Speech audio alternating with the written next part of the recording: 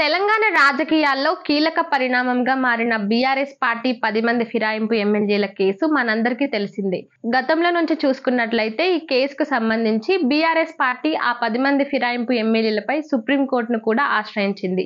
ఇక supreme court speaker దీనిపై ఒక క్లారిటీ ఇవ్వాలని కోరగా స్పీకర్ ఆ 10 మంది ఎమ్మెల్యేలకు నోటీసులు జారీ చేశారు. ఇక దీని గురించి ముఖ్యమంత్రి రేవంత్ రెడ్డిని ఆ 10 మంది ఫిరాయింపు ఎమ్మెల్యేలు కలిసి భేటీ అయ్యారు. ఇక ఆ ఎమ్మెల్యేల పరిస్థితి ఏ విధంగా ఉందంటే ముందు చూస్తే నుయ్యి వెనక చూస్తే గొయ్యి అన్నట్లుగానే ఉంది. ఇక ఇప్పుడు ప్రస్తుతం ఆ 10 మంది ఎమ్మెల్యేలపై స్పీకర్ విచారణ జరుగుతుంది. అసెంబ్లీ ట్రిబ్యునల్ ముందు ఈ 10 మంది ఫిరాయింపు ఎమ్మెల్యేలు హాజరయ్యారు. వీరితో పాటు బీఆర్ఎస్ పార్టీ ఎమ్మెల్యేలు కూడా హాజరయ్యారు. ఒకవైపు ఫిరాయింపు ఎమ్మెల్యేలు, మరోవైపు బీఆర్ఎస్ పార్టీ ఎమ్మెల్యేలు వీళ్ళందరూ వాదోపవాదాలు చేసుకుంటూనే ఉన్నారు. ఒకవైపు బీఆర్ఎస్ పార్టీనేమో ఈ ఫిరాయింపు ఎమ్మెల్యేలపై ఖచ్చితంగా అనర్హత వేటు వేయాల్సింది అనే డిమాండ్ చేస్తుండగా, ఫిరాయింపు ఎమ్మెల్యేలలో కొంతమంది ఎమ్మెల్యేలు మాత్రం మేము పార్టీ మారలేదు, మేము కాంగ్రెస్ పార్టీలో చేరనే లేదు, బీఆర్ఎస్ పార్టీలోనే ఉన్నాము, కేవలం మా నియోజకవర్గంలో అభివృద్ధి జరగడం కోసం మాత్రమే రేవంత్ రెడ్డిని కలిసాం తప్ప పార్టీ మారే అవకాశం గాని ఆలోచన గాని మాకు లేదంటూ వాళ్ళు స్పష్టం చేశారు. ఏదేమైనప్పటికీ ఇటు బీఆర్ఎస్ పార్టీ ఎమ్మెల్యేలు గాని ఫిరాయింపు ఎమ్మెల్యేలు గాని గట్టిగానే వాదోపవాదాలు చేసుకుంటున్నారు. అయితే కాంగ్రెస్ పార్టీలోకి కొంతమంది ఎమ్మెల్యేలు జాయిన్ అయ్యారంటూ వారికి సంబంధించిన వీడియోలను స్పీకర్ కు బీఆర్ఎస్ పార్టీ ఎమ్మెల్యేలు, దానికి ఫిరాయింపు ఎమ్మెల్యేలు మాత్రం లేదు, అవి 3 రంగుల జెండా కండువాలు మాత్రమే తప్ప కాంగ్రెస్ కండువాలు కాదు, మేము నియోజకవర్గ అభివృద్ధి కోసం తప్ప కాంగ్రెస్ పార్టీలో చేరే ఉద్దేశం మాకు లేదంటూ కారాఖండిగా చెప్పుకొచ్చారు. ఏదేమైనప్పటికీ వర్గాల వారు ఒకరిని మించి ఒకరు వాదనలు చేసుకుంటూనే ఉన్నారు. స్పీకర్ ముందే ఇరు వర్గాల వారు గొడవలు పడుతున్నారట. ఇక ఈ ఫిరాయింపు ఎమ్మెల్యేలలో కడియం శ్రీహరి మాత్రం మొదటి నుంచి, అంటే సుప్రీంకోర్టు ఆదేశాలు ఇచ్చినప్పుడు గానీ, ఆ తర్వాత స్పీకర్ నోటీసులు పంపించినప్పుడు గానీ ఎప్పుడు చూసినా కూడా దీనికి సంబంధించి ఎక్కడ కూడా ఏం మాట్లాడలేదు. అయితే గతంలో ఎన్నికల ముందు కడియం శ్రీహరి మాట్లాడుతూ ఇదే తన చివరి ఎన్నికలని, వచ్చే ఎన్నికల్లో పోటీ చేస్తానో లేదో అన్నట్టు డౌట్ గా మాట్లాడారు. రాజకీయాలు ఇంకెన్ని రోజులు చేసినా బహుశా నేను అనుకుంటున్నాను ఇది నా చివరి ఎన్నిక అని, చేయాలనే ఆలోచన కూడా లేదు. ఇప్పుడు కూడా అదే మాటపై నిలబడుతున్నాను అంటూ కూడా రీసెంట్ గా చెప్పుకొచ్చారు.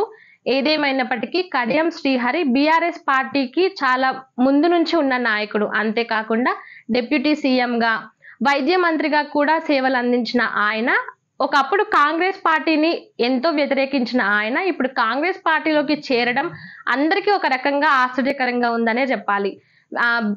కాంగ్రెస్ పార్టీ వచ్చిన తర్వాతనే తన నియోజకవర్గమైన స్టేషన్ గన్పూర్లో అనేక అభివృద్ధి పనులకు రేవంత్ రెడ్డి శ్రీకారం చుట్టారని, అందుకు రేవంత్ రెడ్డికి ధన్యవాదాలు చెప్తున్నానంటూ కూడా రీసెంట్ గా ఆయన ప్రెస్ మీట్ లో మాట్లాడారు. ఏదేమైనప్పటికీ కడియం శ్రీహరి బీఆర్ఎస్ పార్టీ నుంచి కాంగ్రెస్ లోకి చేరడం, ఆయనతో పాటు తన కూతురును కూడా కాంగ్రెస్ లో చేర్చడం, ఇవన్నీ చూస్తుంటే బీఆర్ఎస్ పార్టీ ఆయనకి ఏదో లోటు చేసిందనే విషయం కనిపిస్తూనే ఉంది. ఇక కడియం శ్రీహరి అఫీషియల్ గా కాంగ్రెస్ లోకి చేరిన విషయం మనందరికీ తెలిసిందే. ఇక ఈయన ఈ విషయంపై ఎప్పుడు ఎక్కడ స్పందించకపోయినా కూడా ఒక సందర్భంలో మాట్లాడుతూ సెప్టెంబర్ 30న దీనిపై ఒక క్లారిటీ ఇస్తానని చెప్పారు. ఇక ఈ రోజు సెప్టెంబర్ 30 కావడంతో దీనిపై ఆయన ఎలాంటి క్లారిటీ ఇస్తారు, ఒకవేళ నిజంగానే ఆయన రాజీనామా చేస్తాడా, ఒకవేళ రాజీనామా చేస్తే స్టేషన్ గన్పూర్ నియోజకవర్గంలో ఈయనకి ధీటుగా బీఆర్ఎస్ పార్టీ ఎవరిని నిలబెడుతోంది, ప్రశ్నలు గట్టిగానే వినిపిస్తున్నాయి. ఈయన రాజీనామాను స్టేషన్ గన్పూర్ నియోజకవర్గాలు యాక్సెప్ట్ చేస్తారా లేదా అనేది కూడా చూడాలి. మొత్తానికి కడియం శ్రీహరి ఏం ఆలోచిస్తున్నారు, ఒకవేళ రాజీనామా చేస్తారా లేదా చేయకుంటే కాంగ్రెస్ పార్టీలోనే కొనసాగుతారా, ఇవన్నీ విషయాలు తెలియాల్సి ఉంది. దీనిపై కడియం శ్రీహరి మాట్లాడేంత వరకు ఎవరు కూడా దీనిపై ఒక క్లారిటీకి రాలేరనే చెప్పుకోవాలి. ఇక మరో ఎమ్మెల్యే దానం నాగేందర్ విషయానికి వస్తే, దానం నాగేందర్ బీఆర్ఎస్ పార్టీ నుంచి గెలిచి ఆ తర్వాత కాంగ్రెస్ పార్టీలోకి చేరారు. కాంగ్రెస్ పార్టీ నుంచి సికింద్రాబాద్ ఎంపీగా పోటీ చేసి కూడా ఓడిపోయారు ఆయన. బీజేపీ తరపు నుంచి కిషన్ రెడ్డి గెలిచాడు, దానం నాగేందర్ ఓడిపోయారు. ఇక ఆ తర్వాత జూబ్లీహిల్స్ బై ఎలక్షన్ టికెట్ ను కూడా దానం నాగేందర్ కోరగా కాంగ్రెస్ అధిష్టానం మాత్రం దానికి ఏం సమాధానం చెప్పలేదు.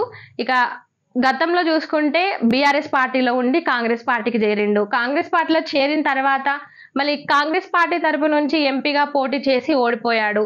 అదే విధంగా జూబ్లీహిల్స్ బై ఎలక్షన్ లో టికెట్ రేస్ లో ఈయన పేరు వినిపించడమే లేదు. ఇక దానం నాగేందర్ రెడ్డి రాజకీయ ప్రస్థానం ఎటువైపు పోతుంది అనేది ఒక ప్రశ్నార్థకంగానే మారింది. దీనిపై దానం నాగేందర్ రెడ్డి ఏ విధంగా రియాక్ట్ అవుతారు, ఆయన తరపు నుంచి ఆయన ఏం మాట్లాడతారు అనేది వేచి చూడాలి. ఇక మరో ఎమ్మెల్యే పోచారం శ్రీనివాస్ రెడ్డి విషయానికి వస్తే ఈయన కూడా బీఆర్ఎస్ పార్టీకి ఎంతో నమ్మకంగా ఉంటూ వస్తున్న వ్యక్తి. అయితే దానం నాగేందర్ గాని కడియం శ్రీహరి గాని వీళ్ళు అఫీషియల్ గా అనౌన్స్ చేశారు కాంగ్రెస్ పార్టీకి మేము చేరామని. కానీ పోచారం శ్రీనివాస్ రెడ్డి మాత్రం ఎక్కడ కూడా అఫీషియల్ గా చెప్పలేదు. కానీ రీసెంట్ గా ఆయన ఇంటికి రేవంత్ రెడ్డి వెళ్ళడం, ఆయన కలిసి మాట్లాడడం ఇవన్నీ చూస్తుంటే లోపల పోచారం శ్రీనివాస్ రెడ్డి కూడా కాంగ్రెస్ పార్టీలోనే ఉన్నారనే మాటలు వినిపిస్తున్నాయి. అయితే దీనిపై బీఆర్ఎస్ ఎమ్మెల్యేలు తీవ్రమైన విమర్శలు చేస్తున్నారు. ఇంత దౌర్భాగ్యమైన పరిస్థితి అంటే ఇవాళ మేము అసలు పార్టీ మారలేదని చెప్పేసి ఇవాళ కోర్టుకు కానీ స్పీకర్ గారికి అఫిడవిట్ ఇవ్వడం జరిగింది. స్పీకర్ గారి మీద మాకు పూర్తి నమ్మకం ఉంది. అన్ని కూడా ఎవిడెన్స్లు స్పీకర్ సాక్షిగా ఉన్నారు, ప్రజలు సాక్షిగా ఉన్నారు, 4 కోట్ల తెలంగాణ ప్రజలు చూస్తా ఉన్నారు. వీళ్ళు పార్టీ మారలేదనడం ఇంత సిగ్గుచేటు ఇంకెక్కడా ఉండదు. రీసెంట్ గా బీఆర్ఎస్ ఎమ్మెల్యే జగదీష్ రెడ్డి మాట్లాడుతూ పోచారం శ్రీనివాస్ రెడ్డిని విమర్శించారు. ఒకవేళ నిజంగా నియోజకవర్గ అభివృద్ధి కోసం రేవంత్ రెడ్డి పోచారం శ్రీనివాస్ రెడ్డి ఇంటికి వస్తాడా? ఒక సాక్షాత్తు ముఖ్యమంత్రి వేరే పార్టీకి చెందిన ఎమ్మెల్యే ఇంటికి రావాల్సినంత అవసరం ఏముంది? ఒకవేళ నియోజకవర్గ అభివృద్ధి కోసం వస్తే మరి పోచారం శ్రీనివాస్ రెడ్డి ఇంటి ముందు ఉన్న బీఆర్ఎస్ పార్టీ నాయకులను అరెస్ట్ చేయాల్సినంత అవసరం ఏముందంటూ పోచారం శ్రీనివాస్ రెడ్డిని ప్రశ్నించారు. రేవంత్ రెడ్డి స్వయంగా పోచారం శ్రీనివాస్ రెడ్డి గారి ఇంటికి పోయి కండవ కప్పింది. దేనికి వచ్చిందట పోచారం శ్రీనివాస్ రెడ్డి ఇంటికి ముఖ్యమంత్రి అంటే? అక్కడ నియోజకవర్గ సమస్యలు ఉన్నాయట, రైతుల సమస్యలు ఉన్నాయట, అవి తీవ్రంగా చర్చించాలని చెప్పి పాపం రేవంత్ రెడ్డి గారు తీరిక చేసుకొని పోచారం గారి ఇంటికి పోయింది. నిజమే, ఒకవేళ నువ్వు టీఆర్ఎస్లోనే బీఆర్ఎస్లోనే ఉంటే ఎందుకు నీ ఇంటికి ఆ సమయానికి వచ్చిన మన మాజీ ఎమ్మెల్యేలు సుమన్తో సహా మన బీఆర్ఎస్ పిల్లల్ని అరెస్ట్ చేయించిన కేసు ఎందుకు? ఇక ఈ విషయాలన్నిటిపై పోచారం శ్రీనివాస్ రెడ్డి మాట్లాడలేదు. పోచారం శ్రీనివాస్ రెడ్డి బీఆర్ఎస్ పార్టీలోనే ఉంటున్నాను అని చెప్తున్నాడు. కానీ ఆయన విషయాలు చూస్తున్నా, ఆయన నడవడిక చూస్తున్నా, ఆయన పార్టీకి దూరంగా ఉంటూ కాంగ్రెస్ పార్టీ విషయాల్లో తలదూరుస్తున్న విషయాలు ఇవన్నీ చూస్తుంటే ఇండైరెక్ట్ గా కాంగ్రెస్ లో ఉన్నారనేది అందరికీ అర్థమవుతుంది. ఇక అంతేకాకుండా పోచారం శ్రీనివాస్ రెడ్డి బీఆర్ఎస్ నుంచి రాజీనామా చేసి తన కొడుకును ఉప ఎన్నికల బరిలో దించాలని అనుకుంటున్నాడు. ఒకవేళ ఉప ఎన్నిక బరిలో తన కొడుకుని దించాలంటే బీఆర్ఎస్ పార్టీ నుంచి దించుతాడా లేకుంటే కాంగ్రెస్ పార్టీ నుంచి దించుతాడా? ఇప్పటికైతే కాంగ్రెస్ పార్టీలో చేరానని అఫీషియల్ గా అయితే ఎక్కడ చెప్పడం లేదు. ఇక బీఆర్ఎస్ పార్టీలో ఉన్నాడా అంటే ఉండి లేనట్టుగానే వ్యవహరిస్తున్నాడు. ఇక దీనిపై పోచారం శ్రీనివాస్ రెడ్డి ఒక క్లారిటీ ఇవ్వాల్సింది ఉంది. ఇక ఈ 3 ఫిరాయింపు ఎమ్మెల్యేలు మాత్రమే కాకుండా మిగతా 7 ఎవరైతే ఉన్నారో వాళ్ళ రాజకీయ భవిష్యత్తు ప్రశ్నార్థకంగానే మారింది. బీఆర్ఎస్ నాయకులు మాత్రం ఈ ఫిరాయింపు ఎమ్మెల్యేలందరిపై అనర్హత వేటు వేయాల్సిందని గట్టిగా డిమాండ్ చేస్తున్నారు. ఒకవేళ అనర్హత వేటు వేస్తే ఈ 3 కాకుండా మిగతా 7 పరిస్థితి ఏ విధంగా ఉంటుంది? వాళ్ళ నియోజకవర్గాల్లో ఉప ఎన్నికలు జరిగితే వాళ్ళకి గెలిచే అవకాశం ఉంటుందా లేదా అనేది ప్రశ్నార్థకంగానే మారింది. ఇక దీనిపై స్పీకర్ ఏ విధంగా రియాక్ట్ అవుతారు, అదే విధంగా బీఆర్ఎస్ ఎమ్మెల్యేలు ఇంత మొండిగా ఉండడానికి కారణాలేంటి, అదే విధంగా ఈ ఫిరాయింపు ఎమ్మెల్యేల పరిస్థితి ఏ విధంగా ఉంటుంది అనేది రాబోయే రోజుల్లో తెలుస్తోంది.